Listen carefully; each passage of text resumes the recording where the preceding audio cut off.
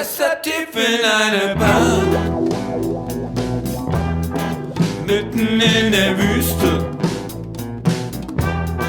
Letztlich stand sie da, die Männer sahen ihre Brüste. Es sat tief in einer Bar, der Senorita. Oh, Senorita. Episode 24 again. That's Chuck. Danny's here with us. Yep. There's a crowd of people here with us. A big announcement. We won't give away a name, but I'm going to let Chuck and Danny, I know, because you got in touch with the guy in the first place, but without naming names, talk about what we're working on for an upcoming episode of the show. Well, he's a former NFL player. Had quite a long career in the NFL. He's now a country rock guy. And he's coming to St. Louis soon. We got a hold of him. Let him know that we'd love to have him on the show, yada, yada. Plug his album, plug his stuff. What's his name? Say it. Yeah. Kyle Turley. Ooh, he got it right. He did it. He was saying Chris Turley forever. Right. I said Chris Turley like 2 times. Maybe That's 3. why we had, 2 times out of 2. Yeah, I didn't know. 100%, buddy. You know what? I've said it many times before that.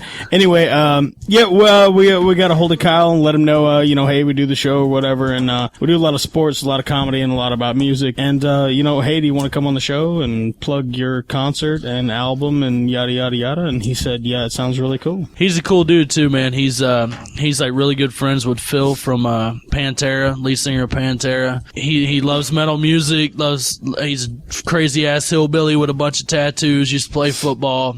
Good dude, man. We're gonna try to get him on the show. If not, we're just gonna make Danny sound like Kyle Turley, and then you guys just think he's here. A couple weeks ago, we did our top 5 rappers. I wanted to mention this. We asked you to put your top 5 rappers on our Facebook page, and some of you guys chimed in, and I got to say that Kyle Whaley, you win the prize. Best top 5 because he included Dick Brick. Dude, that was hilarious. Regulators. We regulate any stealing of his property. Dick Brick, we kind of touched on the show. We didn't get it because there was just so much going on when he was on the show. But one day he decided he wanted to be in a NASCAR pit crew and actually went to school to do that, right? Yeah, the Which dude's is- guy. He follows through with his dreams, That's man. what I'm saying. You know, what a go-getter. You know, I mean, who would do that's awesome that he did that. So in addition to being a phenomenal rapper, he's also is available to be in a NASCAR pit crew. And speaking of NASCAR, I just, we talk about sports on the show quite a bit. It's important to all of us. Because we have penises. Right. And we've touched on NASCAR, I think, a time or two, but I think that it needs to be mentioned what Jimmy Johnson did winning the championship for the 5th time in a row. It's insane. Look, love or hate Jimmy Johnson, man. I'm not a big Jimmy Johnson fan. He just don't have enough character for me. But love or hate Jimmy Johnson, you cannot deny what he's done. Single-handedly winning 5 championships in a row in this day and age when the competition is insane. It is fucking nuts that he can do that. The thing when I think about NASCAR, I think that all the cars are pretty much equal. There's limits to what you can do to the car to make it to how it can perform. Well, the rules and regulations, you know what I mean? They go like you're not to gonna the have, max. You're not going to have a bunch. You're not going to there's 41 cars that start a race, right? I think 41 or 43. 43. Yeah. So, they're not going to have, 42 cars that can go 180 miles an hour and then one that can go, 270. Right, yeah. You know what I mean? Yeah. All things, so the only difference is the people who are driving it and the people who are taking care of the pits. That's the human element. The crew chief is a big deal, man. Yeah. Yeah. For him to do what he's doing against 43 other guys is unbelievable that he can do that 5 years in a row. Who are you guys talking about? Never mind, Danny. Who is it? Jimmy Johnson. That's not a sandwich shop? Yeah, Jimmy Johns. I don't watch any NASCAR. It's not that I don't think that there's talent in it. I think it's got to be difficult, and I think it's got to be challenging, and I think you have to be good at it, damn good at it, to win it. But I definitely appreciate the element of danger in it. But I don't care. I just don't watch it, man. I'd rather watch Comedy Central or a movie or. That's funny that you say that because this is my point about NASCAR. Regulators. Yeah, that was about as smart as you picking Warren G. Anyway, the only thing about NASCAR, I really like NASCAR, and I like watching NASCAR. NASCAR is on at a horrible time. It's either it's on Sundays during either football or Cardinal games. Ouch. I mean, it's a no-brainer who I'm going to watch. I'm going to watch football, Cardinal games, and then NASCAR. So, I mean, they get kind of fucked out of the whole deal. The whole Jimmy Johnson thing is kind of like a Butler last year, how they played for the championship. Uh-huh. They're together for so long. They know each other so good. They play very, very well together. And after a while, they just start dominating. I just want to remind you of the shot that Butler took last year that would have won the national championship. They lost by 2. Half-court shot off the rim. We could have had that would have been, honestly, the single greatest shot in the history of college basketball if that would have went in. Yeah, it would have been. It would have been the single, underdog, nothing. yeah. How can you top that? Right. To win the national championship, that would have been incredible. But instead, the shittiest thing possible happened, and fucking Duke won the national championship. Yeah, I agree with that. Speaking of basketball, me and you were talking the other day, and I had this thought. The Portland Trailblazers are the biggest fucking losers in sports history for what they did to their fans. They had first of all, a chance to pick Michael Jordan, and they passed on him. Right. And they didn't pass on him Houston passed on Jordan for Olajuwon. That's fine. Listen, okay, of course Olajuwon's not as good, but you could see at the time you passed on Jordan for Hakeem Olajuwon, and it worked out for Houston. He's a Houston fucking legend. He ended up winning 3 championships, too. Exactly. Right. He's a Houston fucking legend, and that's fine. Mm-hmm. But Portland passed for Sam Bowie. What? Sam Who Bowie. the fuck? What? Yeah, Sam exactly. Bowie. Okay, so that's 20 years and putting the franchise on the map. I mean, being an upper echelon franchise in the NBA. The Bulls wasn't an upper echelon team before Jordan got there. They were an awful franchise forever. Right. So was Portland. Actually, Portland wasn't that bad forever. But anyway, so that would have put Portland way up. So then, after that 20 years runs by, a couple of years passes, they get the first pick again and pass on the best player again. Durant is arguably the best player in basketball. And they pass for Oden.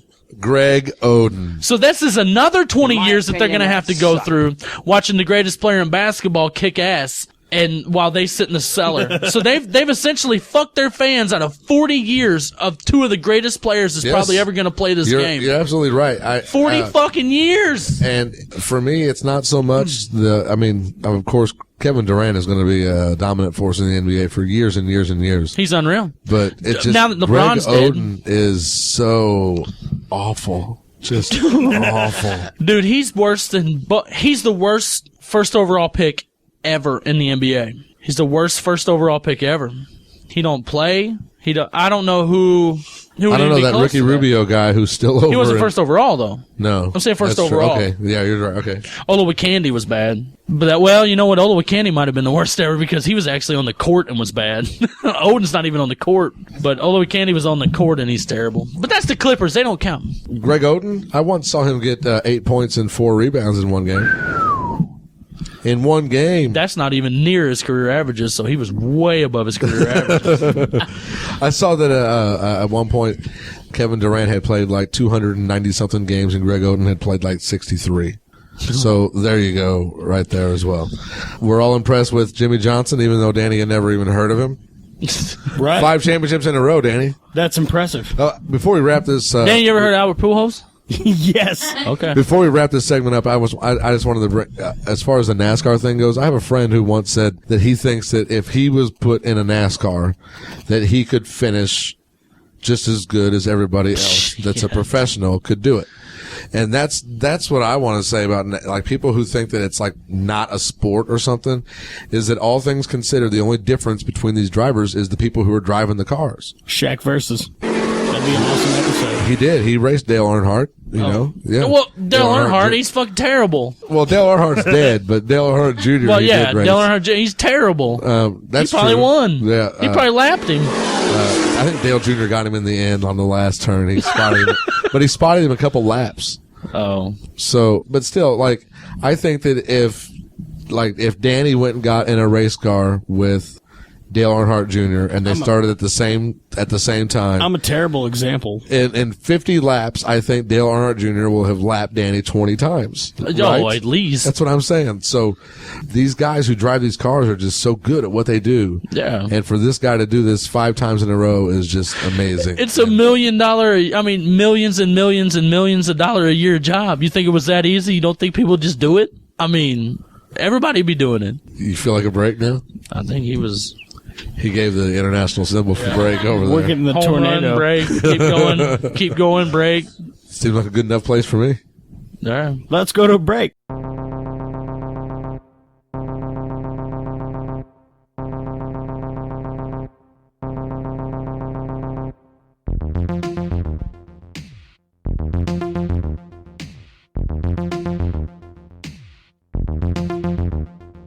We have diversified our portfolio. We couldn't contain all this content under Chris Sabo's goggled umbrella.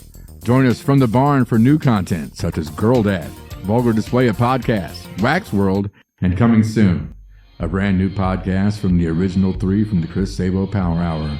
They discuss mass murder, serial killers, assassinations, and our fascination surrounding it. Join Chad, Chuck, and Dwayne. And get skinned, and get skinned, and get skinned, and get skinned.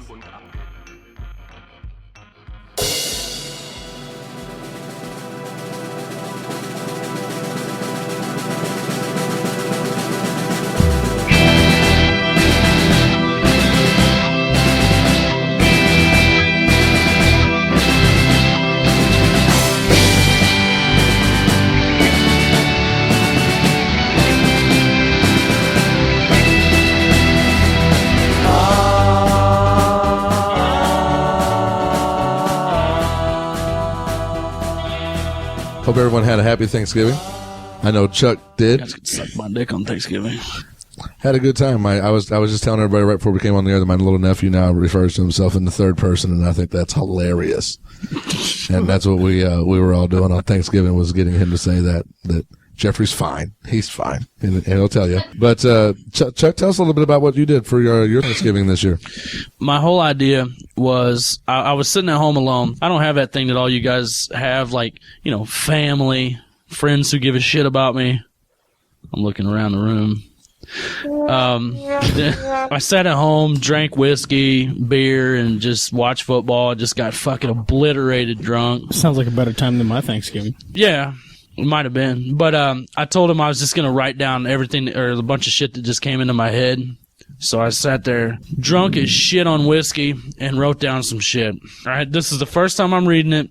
I did this yesterday, actually. You guys are going to hear this on Wednesday, I would imagine. In a pretty notebook. Tell us about the notebook that you wrote this in. Tinkerbell. It's my daughter's. It's the only notebook I could find. Tinkerbell notebook. Okay, so I'm going to read things that just came into my head for absolutely no reason. I don't know if these are funny or not. I just wrote them. This is the first time I'm reading them, the first time they're hearing them. The thoughts of a drunk, fat weirdo. Okay, I got, do you think it would be disrespectful to bring Thai food to a Thanksgiving dinner? Just ask, do you need me to bring anything? And bring something nobody would eat, like raw squid, and browbeat people to eat it. I don't know. I think that Michael J. Fox would beat anybody in the world at a shake weight competition. I'm just saying. Do you ever sit back and think to yourself, maybe Michael Jackson didn't finger those kids? Yeah, me neither. Tom Brady looks like if the Jonas Brothers had an older brother in college that teaches him about pussy and drinking beer and uses words like "get some trim tonight" and sings the "let me" part of David Allan Coe. Speaking of the Jonas Brothers, I hated them the first time when they were called Hanson. Speaking of Tom Brady, you didn't like Hanson, dude? Bop is one of the best songs ever. Yeah, all right, it's awesome. That is a great pop song. I don't know. I was busy. I was it sucks for hammering those kids whores to know and that, drinking beer. Like your life peaked at 12. Regulators. Yeah, you know what I mean? That's true. How'd that happen? I put, speaking of Tom Brady, I hated him the first time when he was called Jason Priestley. Jesus Christ, what the hell was I thinking on this one? I'm just reading the first part of it, and it's insane. Man, Thanksgiving means something entirely different to you. Man, I was fucking drunk as hell. Do you think the chicken was offended when it found out the turkey beat it out as the Thanksgiving bird?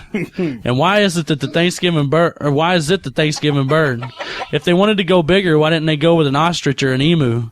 I think they're trying to rub it in the chicken's face because they know they'll come face to face out there in the wild. I don't know. Don't ask me. Hey, the turkey was Benjamin Franklin's idea to be the national bird before the eagle. Well, I mean, I didn't do my research whenever I wrote these things. Moving on. Just throwing that in there. I'm going to admit for the first time ever right here, there was a 13-year-old girl that got abducted when I was like 12. Her picture was on the cover of the newspaper, and I beat off to it. Lots. I'm not proud of this. Dude. Were you blacked out when you wrote these down? I don't know. I was fucking drunk as hell. Miley. Oh, no. Man, I'm really not proud of that. But Miley.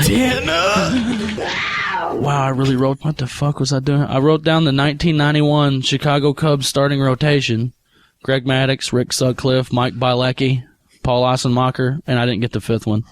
And then I just wrote "pow" with 3 explanation points, and I wrote "I'm going to Whaley's." Speaking of Obama, I'm going to call the White House. But the White House has a hotline. Fuck. The White House has a hotline. You just call and bitch about and just rant on stuff. And I'm going to call them next because I got shit to say.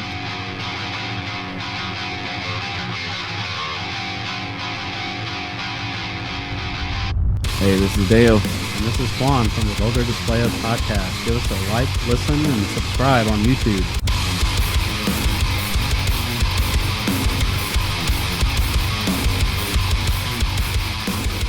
All right, so we got this friend named Prison Mike, and I assume that's his birth name. That's his Christian. Might as well be at this point. Like Mike being his middle name, first name being Prison. Prison Mike to let us know about the White House hotline.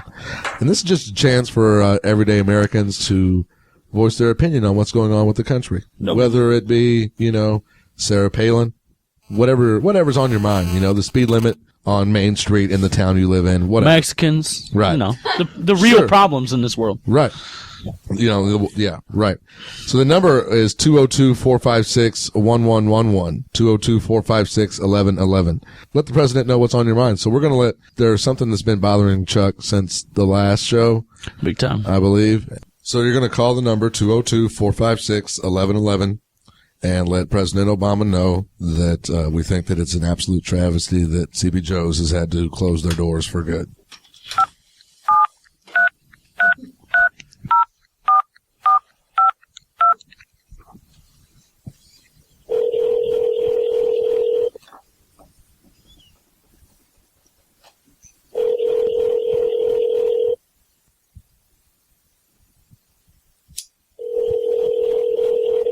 Thank you for calling the White House comment line. The office is now closed. Your comment is very important to the president, so please call again between the hours of 9 a.m.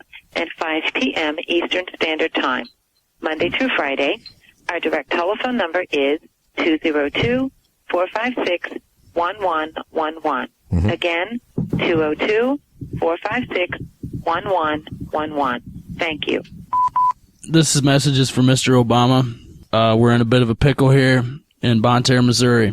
We have had a barbecue joint forever, as far as I remember, and 17 years. For 17 years, and I hope that you're gonna help me out on this. Joe needs your help, buddy. Joe's one hell of a feller. We're not sure his last name. We're not sure how you can even get a hold of this or what the hell you could do, to be honest with you. But we need help here.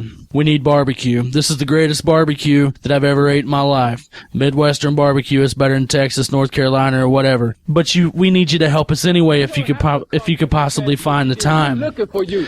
Joe's been a staple in this community. I'm gonna tell you something else, Mr. President. I don't know how much you know about this fella, but he was down on his luck, and he knew he had a dream. But one day he met a guy named Mick. He just hung out at the boxing place and just punched the bags and just squared his shoulders up and started kicking ass. And he met this guy named Mick, and the guy saw something in him.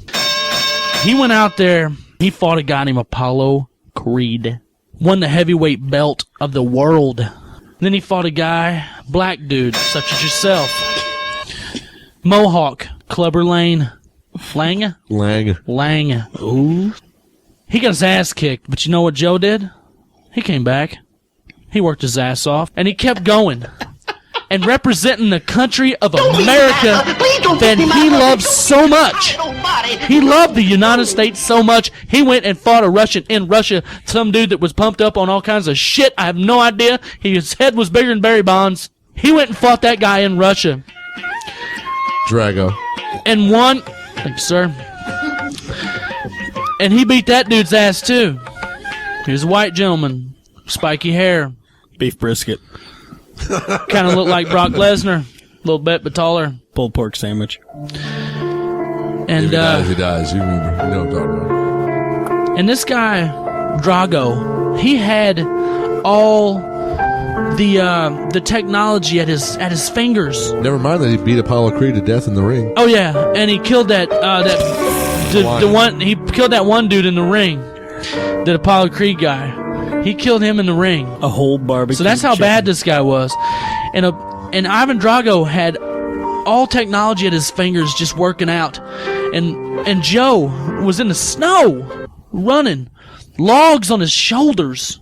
Homemade chili. Hitting. I'm gonna miss you, bro. Hitting whatever the fuck he could find to hit, wood, his wife, whatever. He was working out. What? He beat Drago too. And then he kind of flamed out. His body had enough, and he came. He fixed us barbecue. And he'd smoke your meat for 28 cents a pound. He'd smoke deer meat for 28 cents a pound. This is the kind of heart this gentleman had. Any meat. Gotcha, Danny. I thought about having myself smoked one time. Danny, are we having a conversation here, or what are we doing? Yeah. So Joe came, after all the shit that he had done in this world, he came and fixed barbecue for us in a little rinky-dink shop, and now it's closed. And I want you to help me. Thank you. The Chris Sabo Power Hour reserves the right not to be responsible for the topicality, correctness, completeness, or quality of the information provided. Liability claims regarding damage caused by the use of any information provided, including any kind of information which is incomplete or incorrect, will therefore be rejected. The Chris Sabo Power Hour intended not to use any copyrighted material for the publication or, if not possible, to indicate the copyright of the respective object. The copyright for any material created by the author is reserved. All persons appear knowingly and willingly. The opinions expressed are the sole responsibility of the person expressing them and do not reflect the opinions of iTunes, Libsyn.com, the Chris Sabo Power Hour, Chris Sabo, or any sponsors. No animals or persons were hurt during this broadcast. If you are easily offended by racy language and humor, you either get a sense of humor or don't listen.